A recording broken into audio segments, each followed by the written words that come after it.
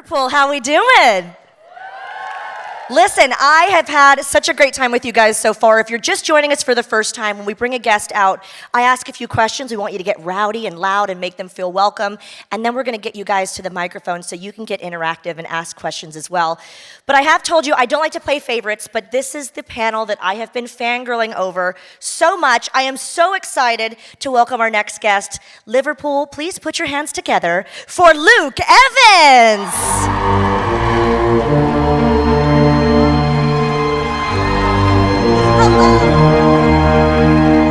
Give it up one more time for Luke Evans.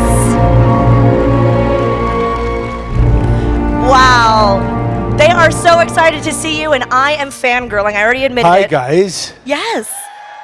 Wow, so many people. Yeah, a lot of people. A lot of fans of yours here in Liverpool. But first of all, before we get to some questions, and then we'll get you guys to ask some questions to our guest, how have you been enjoying the Comic-Con so far? Amazing. It's I've done a few over the years, and I think the last one was 6 or 7 years ago. It was in Shanghai. Oh, wow.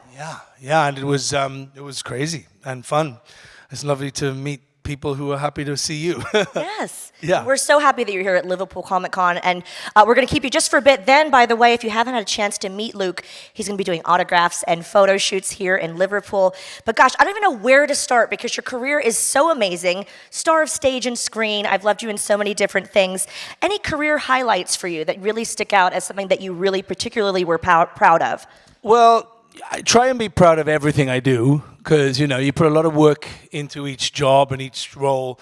But there's ones that stick with you, of course. And weirdly, I've been signing those ones today because there's a lot of people who watch here because of those characters. And they really are the ones that also have left a mark on me, and some I can't go anywhere in the world without being shouted at about those characters. It's the way it is. They are, Dracula, Gaston. Yeah, we love him. I love him. He's a bad guy, but we love him. Yes. And Bard the Bowman. Yeah, which sort of was the first thing I did that people really resonated with on this kind of fan level, which was like, wow, I've done something that's going to be with me for a long time. And so, yeah, it's nice. There's so many favorites, but of course Gaston is very close to all of our hearts. I'm seeing some cosplay Bells out there. I've seen a lot of I saw a Belle earlier. She was in full dance mode in her yellow dress, which was quite impressive. Yes. I asked her, did she want to change her mind? She said yes. She did. She did. Good decision. So flaky. Yes. Well, Gaston, we love the character so much, but what is it like to be a part of the Disney family now, the big phenomenon that is Disney? I mean, I'm an Orlando kid, so grew up going to Disney World, but to play such an iconic character and bring it literally to life, what was that like? I mean, I knew it was going to be an experience and a fun job, but I didn't have any idea of how much fun it was going to be to play Gaston. I mean, I wanted people to sort of like him a little bit because I think that's the whole fun of a bad guy is if you like the bad guy and then he does something really bad, you all have to question your moral compass a little bit like, oh God, I liked him, but he's just so bad. And so I made the most of that. I made people laugh. Gaston is an idiot and a funny idiot, and he has a great sidekick who should be sitting here right now. Oh, we love him, Josh Where Gad. is LeFou? We wish he was here, but I'm going to represent the both of us today.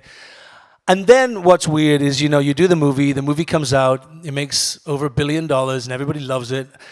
And then for the rest of that time, which it was like 6 years ago, I think we made that movie, I can't go anywhere in the world now without somebody shouting Gaston, which is doesn't matter what country, doesn't matter. In many languages, people know the word Gaston. Yeah. It's a nice thing. It means I'll never forget that experience, which is a good thing.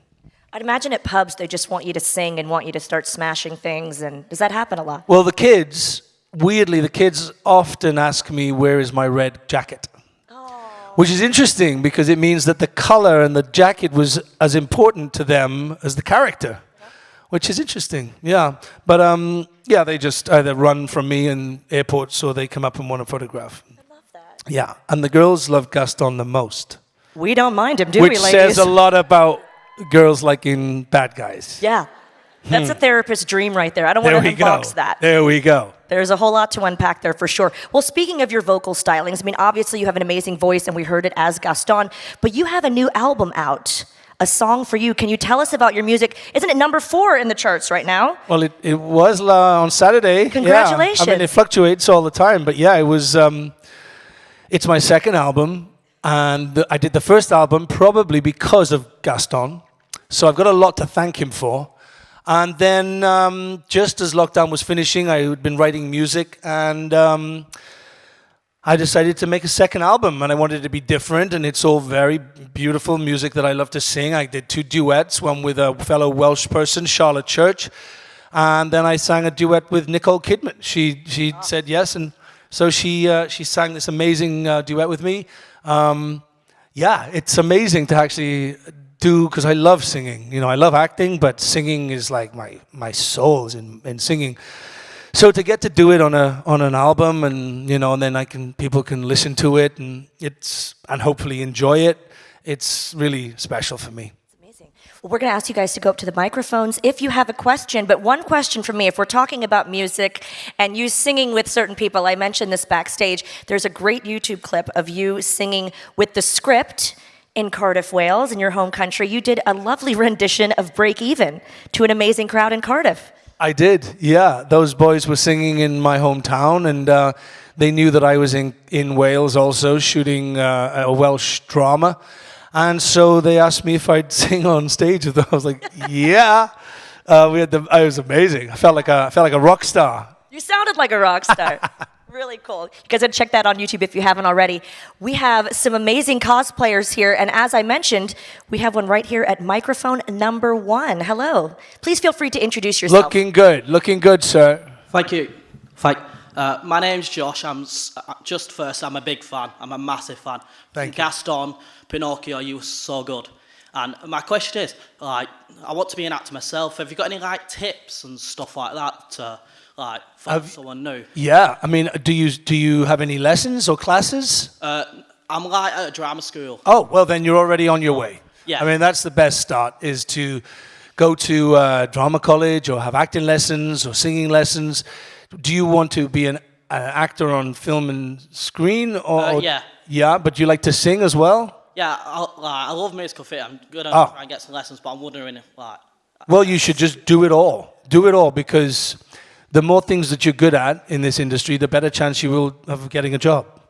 And just try and enjoy it, because there's a process, and it's not easy. You know, this business is not easy. And I worked very hard for a very long time before I had the success that I got, but it wasn't easy. And I worked and I did lots of other jobs. So you've got to remember, like, a little knockback here and there is not a bad thing.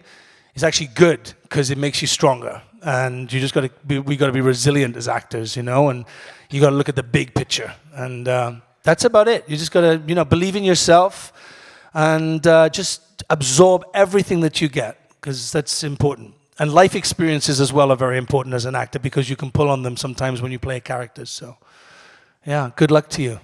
Thank you. Yes, round of applause. Best of luck to you. And thank you for your candid answer, because we do have a lot of aspiring actors when we come to Comic-Con, so we appreciate that very much. We have a question over here at microphone number 2 on the left. Hi, I'm Sophie from Nottingham. That was actually my question. So, think of another one. What was your favourite character to play? I mean, the one that's been the most entertaining is Gaston, for sure, without a doubt. People just... Yeah, it was also nice because I entertained everyone from the old octogenarians down to the 2-year-olds.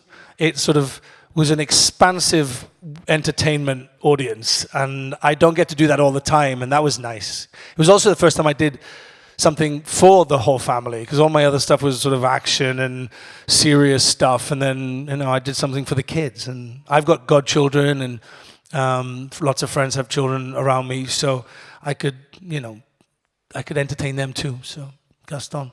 Yeah. That's right. Fun for the whole family. We've got a question up here on the right, all the way at the top, microphone number 3. Hello. Hello, Luke. I'm Kareen from Doncaster. Huge fan. So I follow you on Instagram, and I know that you've got an amazing voice. And I was wondering if you'd be able to treat everyone here and give us a rendition. Uh-oh, I knew this was going to happen.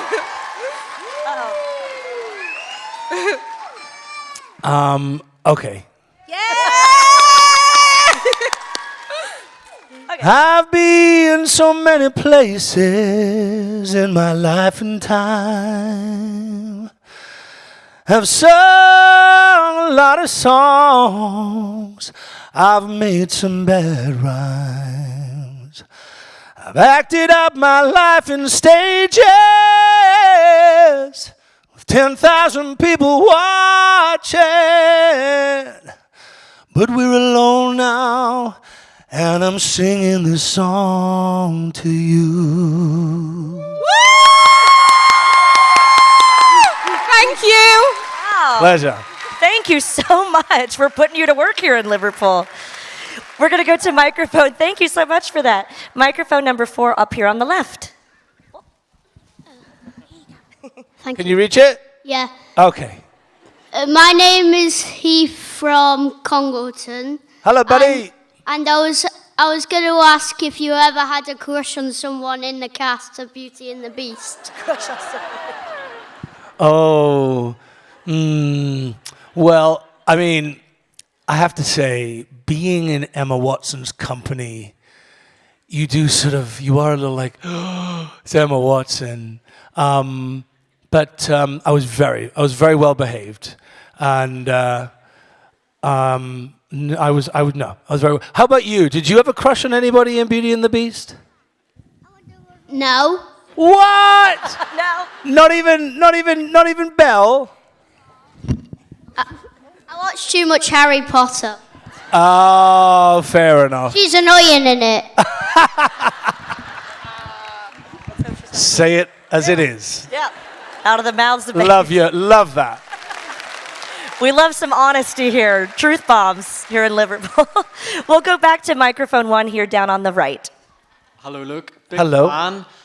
Mark from Belfast. Just wanted to ask, are there any musicals, either stage or film, that would be on your hit list? Well, when I was a kid, the reason why I became a singer was because we used to have 2 sisters that used to live in my house with me and my mum and dad. And one of them, when I was about 7 years old, went to see Phantom of the Opera. And they brought back LPs, vinyls of the double LP of the musical. And I remember sitting on her lap, and the music was playing, and I was listening to The Phantom. And I've always dreamt of being the Phantom of the Opera. I know it's been made, and I know they made a movie of it, and I know it won't ever happen, but there's a dream just to put that... I used to have the mask and everything. I used to dress up as Phantom and sing Music of the Night. That's probably one of my dream roles to play, so maybe. Wow. Okay. As a massive Phantom fan, please record it for your next album. I will totally do that. It's iconic. Great question. Thank you. We'll go to microphone 2 here on the left. Oh, sorry if I'm stuttering. I'm still really shaken after that brilliant singing you've just done. Aww, bless you. If I keep stuttering again, I'm so sorry. But because I'm a huge literature geek, love reading, and a lot of the stuff that you've been in, Dracula, The Hobbit, I've read those books, and after reading the material and then seeing the films, it really sort of spoke to me in a very like Vavoom sort of outlet. And a lot of, especially The Hobbit, which is my absolute favourite of the novels, and also the films. You're brilliant in it, by the way. I have to say it once. But I was curious, what was the moment, or like, how did you end up having the role as the bard in those movies? That's a very interesting question, and I have a very interesting answer to go with it. Yeah. So that was quite a long time ago now, and it was very near the beginning of my film career, so nobody really knew who I was. So I auditioned for Bard the Bowman, and then I didn't hear anything for 18 months. And then out of the blue, one day, I'd forgotten that The Hobbit was being shot. I was like, it didn't go to me, went to somebody else. I'll find out when I see it on the screen, as sometimes this happens. And then they'd started shooting. But obviously, as you now know, Bard doesn't come into the story until episode 2. And so they'd got to the point where they needed to cast Bard the Bowman, and they went through all their audition tapes, and, there I was. And they called me up. And I was... it was the morning that I was flying to New Orleans to play a psychopath in a movie called No One Lives. Bit of a spoiler in that title, but anyway. And Peter Jackson wanted me to fly to New Zealand to do a screen test. And I couldn't. And I thought, well, this is the most unluckiest moment in my career. I'm going to miss out on the job because I couldn't. I'd signed up to do a movie in New Orleans. So I got on the plane very, very sad because I wanted to be Bard the Bowman so much, but there was nothing I could do. So I got on the plane, very long flight to New Orleans, got off the plane, turned on my mobile phone, and the messages came through, and they said, Peter Jackson has rewatched your audition tape, and they're going to offer you the role. And so from there, I did the movie, covered in blood every day, killing people in every terrible, terrible things I did. And then from New Orleans, I flew directly to New Zealand. And I stayed in New Zealand for almost a year with the wrong clothes. I went from New Orleans, where it was very hot, to New Zealand, where it was really freezing. So I had to buy more clothes. But that's how I got the job. Well, either way, you were absolutely bloody brilliant. Thank you so much. Thank you. And it goes back to what you said about the acting advice, that when something there's a deterrent, sometimes it can turn into something really amazing. Well, that's the thing. And this business is a real, it's true. Sometimes when one door closes and you go, another one opens and you go, wow, if I had said yes to that, I would not be available for this. So again, it's a beast of its own world, this movie industry, TV industry. So you got to just be optimistic. Great advice. We're going to go up to microphone 3 up here on the right. Hi, I'm Katie from Wigan. I was just wondering, when you auditioned to play Gaston, did you want to be like any other character, or did you set your mind for Gaston? Oh, no, I didn't want to play him at all. No, in fact, I'd said no. Twice. Because I played a lot of bad guys at that point in my career, and quite sort of famous bad guys. Owen Shaw in Fast and the Furious, and people like, again, another film wherever I go in the world, people shout, Owen Shaw! You're like, oh, God. But then I was chatting to my friend whose children I am the godfather to, and they're all very young. And I said, no, I don't think I want to do it. I don't want to audition for it. I don't want to sing for them. I just don't want to play the role. I'd rather play the Beast. And he was like, are you kidding, dude? He's like, Gaston's like the best role in the film. And I'm like, yeah, but he's the bad guy. He said, watch this with my godchildren. Just watch it. And I did. I watched it with the godchildren. And the second Gaston came on the screen, they went from relaxing to like on the they were really affected by Gaston. And I looked at these kids and I was like, okay, I get it. So I went in, I sang for Bill Condon. The Disney people saw it, and the rest is history. But yeah, I didn't want to play him, first of all, but I'm really glad that it did happen. So, Thank you. Thank you. We're really glad you did too. We've got a question all the way up top, microphone 4 on the left. Hi, I'm Scarlett from Congleton. Hiya. What's your favourite Disney film? Ooh. Well, Disney films for me is all about the music. I just love the music. And the one that sticks with me the most is The Lion King. That music I've sung most of those songs, like most of my adult life. Yeah, it's just awesome. And the stage production is incredible, and the live action version is amazing. But the music is what I remember the most about it, and yeah. Beauty and the Beast, close second. Yes. Got a question here at microphone number 1 on the right. Hello, Edward. Hello. Hello. I'm Macy from Manchester. Yeah. All of us Gaston fans would love to know, could you possibly eat 5 dozen eggs? That's how many eggs? That's a lot of eggs, isn't it? I think that's about 60 eggs a day. Ooh, you wouldn't want to be in the same room as me afterwards. That's all I'm going to say. I'd have a good go, though, but probably not. I reckon you'd eat 6 dozen. At least 6 dozen. Yeah. Why not? We've got a question. Oh, this is our queen of cosplay. Say hello to Wish Mama, everybody. Hi. She's been judging hosting our cosplay competition and masquerade, so she's amazing. Yes, ma'am, what's your question? Give her a round of applause. Little encouragement for our Wish Mama. Just swallow some Disney dust. Sorry. I'm the evil queen, of course. Yes, so of course. Channel the bad guy in red. But I'm more going to focus on your singing side of things, and your song Horizons Blue is beautiful. Thanks. Where did you get your inspiration for that song? Because it is so beautiful. It is. It's beautiful. Well, I just I wrote it when we were all in lockdown and we were all separated from our loved ones, and there was no vaccine at that point, and nobody knew who was going to get it and what was going to happen, and I just wanted to write something optimistic and happy, and I thought, well, falling in love is one of those moments, and when you fall in love, you remember all these first things that you see about that person. You never forget the moment you meet someone, right? When you fall in love with that person, and you remember those moments very clearly, and so I love Adele. Now, the reason why Adele has the impact on me is because her music is always so powerful, and it's always personal, and it's often about relationships and the good parts of the relationship and the sad parts of the relationship. So one song I wrote another one called Busy Breaking Yours, which is very sad and regretful and tragic. But this one I thought I want to write something optimistic and upbeat, and something that will, take people on a little journey of those moments of when love takes over and chooses you to fall in love with.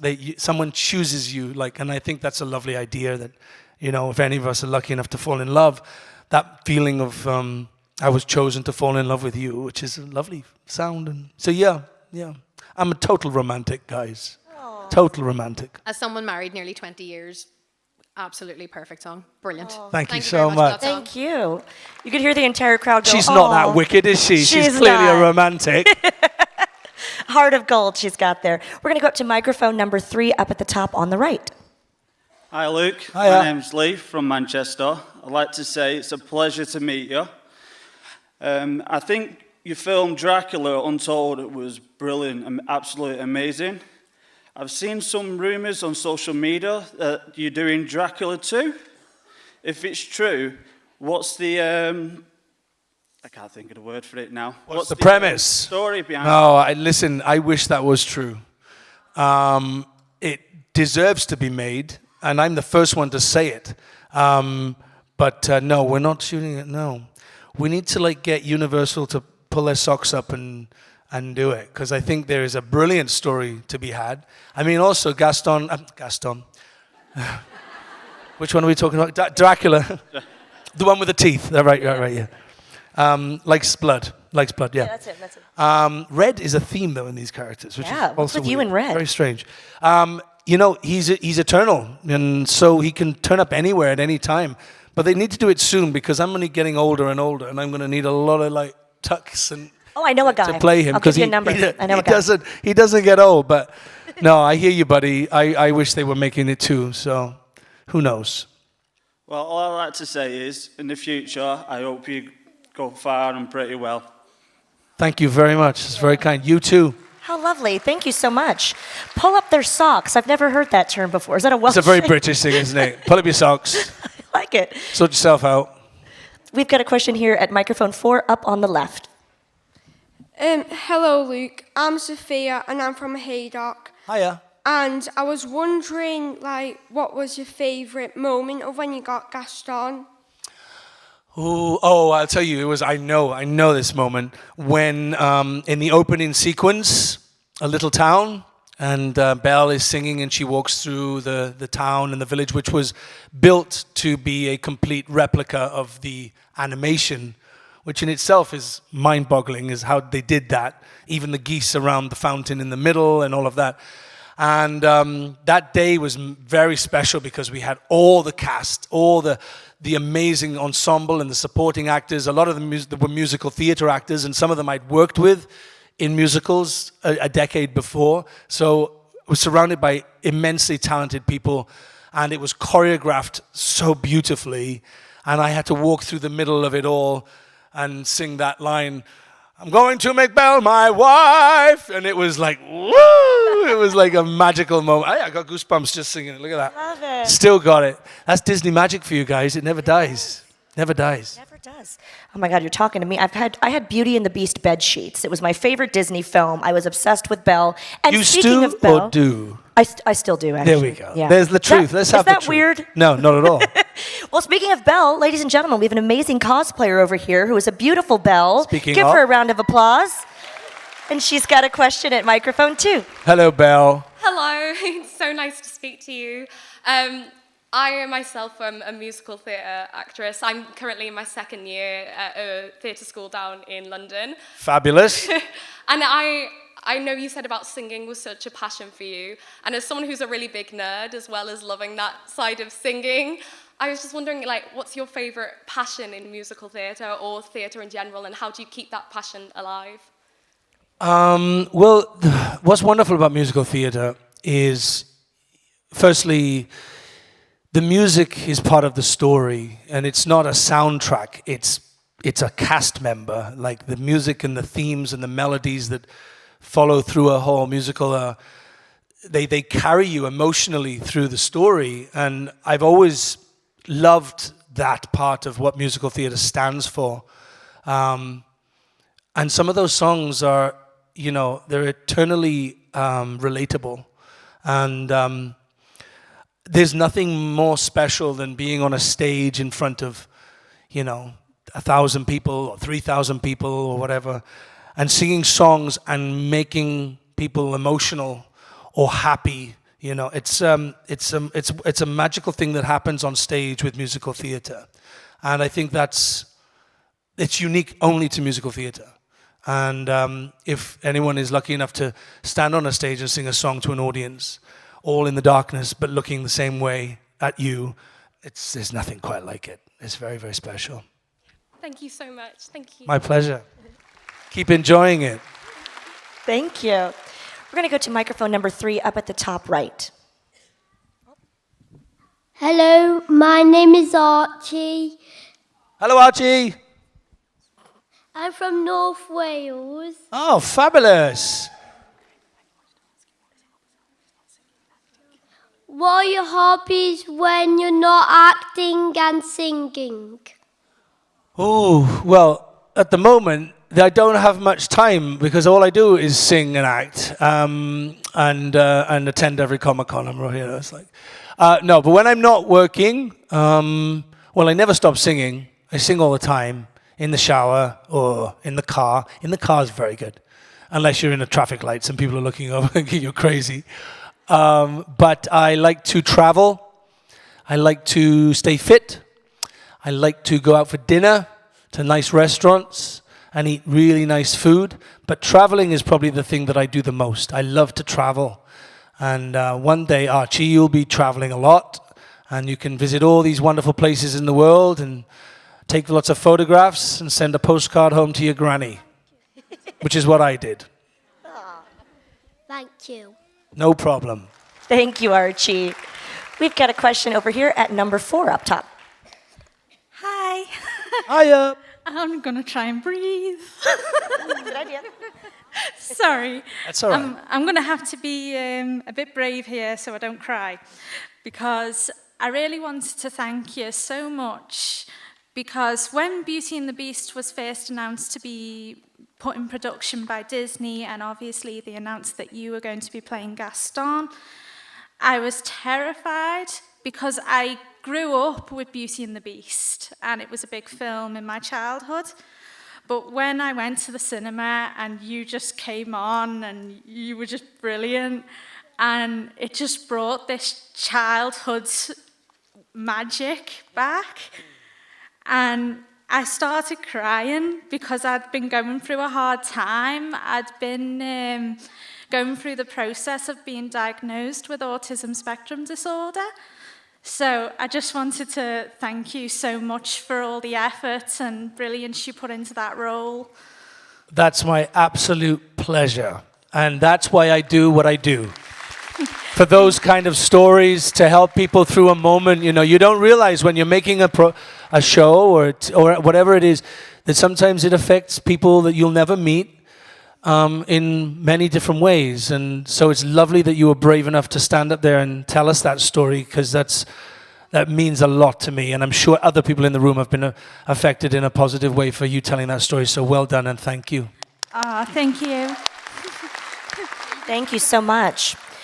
We'll go to microphone number 1 here on the right. Hi, Luke. My name's Hello. Laura. I wanted to ask you 2 questions. First question was, obviously you've spoken a little bit about Emma Watson so far. How was your experience working with her? Because obviously I'm quite a big fan of hers, not just because of the acting, but because of some of the activism that she does as well. And the second question I wanted to ask you was, did you have to ask Josh Gad for any Disney experience? Because obviously he worked with Frozen. So did you kind of ask him for advice when working on Beauty and the Beast? So firstly, Emma Watson, amazing. She took on a huge role as Belle. And she also was very clear that she wanted to make sure that Belle was an independent, feisty, strong-minded woman who didn't need a man. And I think she achieved it quite well. She did exactly what she wanted to do, but also she delivered on the Disney level of being this lead woman, and she was a joy to work with, and we're still friends, which is really nice. Josh Gad. Josh is Mr. Disney. I mean, he's the snowman that everybody loves or hates. I don't know, but I love him. And he is just the funniest, happiest human being to be around. And he'd done much more funny stuff than I had when I took on the role of Gaston. So he often guided me a lot when we were doing those funny scenes, so that we could bring out the most humor in those scenes. And I spoke to him last night. He's doing really well. We miss each other a lot because, as you can imagine, that bond that we had doing the Disney show, the Beauty and the Beast, it was so strong, and we're still friends, and we still try and find we want to do something else together. So, yeah. Thank you. Yeah, we love Josh Gad. There's a lot of narrating on the Disney Plus app, Animal Kingdom shows and things. He doesn't stop. I think he's been awarded something now, a Heroes Award or Lifetime Award or something. They have a Disney Legends Award. We had Jodie Benson here, who was the Little Mermaid. Right. And she has the same award, but he's great. I think he should get a Mickey Mouse tattoo on his butt cheek or something. Totally. Yeah. Maybe an Olaf tattoo, just right there. Yeah. We're going to go to microphone number 2 here on the left. Hi, Luke. My name's Scott. I'm from a little town in South Wales called Blackwood. I'm sure you know it. Oh, right next door to where I'm from. Aberbargoed. Yeah. It's a bit of a 2-part question, if you don't mind. Firstly, as you said, you're from Aberbargoed. Just wondered if you ever go back there. And secondly, being a fellow Welshman, just want to know your thoughts on whether Wales can win the World Cup. Firstly, I do go back to Aberbargoed. I actually went back 2 weeks ago because I hosted my own BBC special Christmas, singing songs from my new album and having guests, Beverly Knight, Ollie Murs, Leanne Rimes, and Nicole Scherzinger. They all are on my show, and I sing duets with them all. It's an amazing show. It's going to be out sometime near Christmas, and we recorded it in a big theatre called the ICC in Newport. Yeah. So I went home, and the whole thing is about me being Welsh and happy and proud of where I'm from, and Aberbargoed was just up the road. So yes, I go back as often as I can. My family still live there. Yeah. And of course they're going to win. I mean, come on. We've got a dragon on our flag. Rugby and football. There we go. Look at that flag. And both. I mean, we are... listen, it's the first time in 64 years Wales have got into the World Cup, and that's an amazing thing in itself. But I'm very proud of my country, as I'm sure you are. we're only a small little country, really, and there's more sheep than people. And it's nice to support people who do well in all fields from our country. I think we should all be proud of that. And so I hope they do really well. Great. Thank you very much. Thank you. You mentioned BBC. We recently saw you on BBC Strictly Come Dancing. How was that? Oh, that was very fun. Yeah, I got to sing Bridge Over Troubled Waters, with an amazing dancers in front. They were so special. It was a lovely... distracting when they're... It is a little bit distracting, I'm not going to lie. But you get used to it, and we have a rehearsal beforehand. But it was magical. Their dance was so perfectly choreographed to the timing of the song. I was really like, wow, yeah, it was good. Magical moment. We're going to go to microphone number 3 up top on the right. Hi, my name's Mason, and my question for you is, what was the hardest film that you had to shoot? That's a good question, Mason. The hardest thing,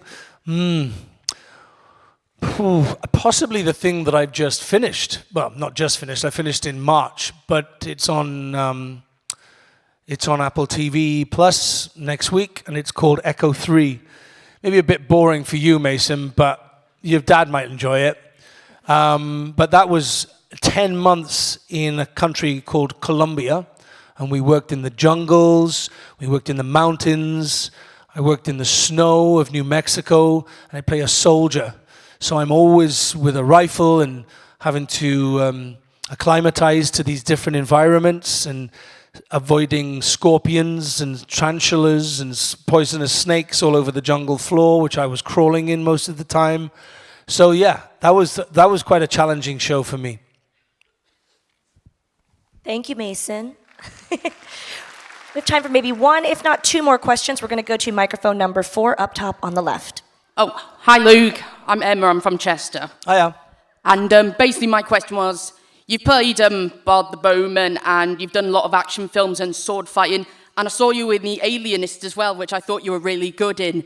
And basically my question was, did you do much like training with sword fighting and guns and with the archery and all that? Yeah, lots. Every job requires something different that I've not done before, because I like to play different roles. And for like Dracula, oh my God, the training was intense, so intense, because it has to be, you have to learn how to choreograph, and not slice somebody's head off. You got to fake it, and punching and all that stuff, all the fighting, have to look real, but it's not, it's fake. So there's a lot of training and lots of stunt training, and I love all of that stuff. I think it's really fun. And when I play Gaston, I'm on a horse, and I had a beautiful horse. Josh Gad's horse was not so well behaved. He would ask it to go forward, and it would walk backwards. Oh. So I'd often have to kick the back of his horse to make it go forward. But yeah, no, I love all of those things. They're quite fun to do. And if you sometimes play a role that requires something new, you learn something new. Yeah. Thank you. No worries. Great question. We have 1 final question right over here at microphone number 1. Hi there. Hi, Luke. Hello. As a fellow Welshman, if you had someone make a film about your life, who do you choose to play you? Oh my God, that's really difficult. Somebody really good looking. Yeah, totally. Somebody like super hot. Super hot. Well, I don't know. I mean, half of my story, I think, would start when I was a kid, because a lot of my life as a kid has definitely informed me as an adult. So maybe there'd have to be 2 different people. Not sure. Harry Styles. Harry Styles. Yeah. Harry, would you want to play me in a movie? You're like, no. He acts now. No, actually, I don't. I don't know. It's really difficult. I don't know. Maybe I could just play myself. There you go. You could definitely do that. Who's better for you than you, right? Yeah. You could just improve everything. You just make yourself even cooler. There we go. Try at least. But you couldn't do that because you're pretty darn cool. And on that note, I have to say, you guys have had some amazing questions. If you didn't get your question answered, Luke's going to be here doing a photo shoot and autographs today, so please come say hello. But any final words of encouragement, because you've been so lovely to all of our fans here, but any final words for your fans in Liverpool? Well, just, it's just so lovely to see you all, and I know you all make an effort to come to these events, and it's really lovely because this business can sometimes be quite isolating because you don't perform in front of an audience, you perform in front of a camera, and it's only when the movie comes out or the film TV show comes out you get a response, and even then it's online and it may be just the odd person that sees you on the street. So to see so many people in one room all so interested in telling me that they liked stuff that I've done, it's a lovely feeling. And so you've given me something really special to go away with today,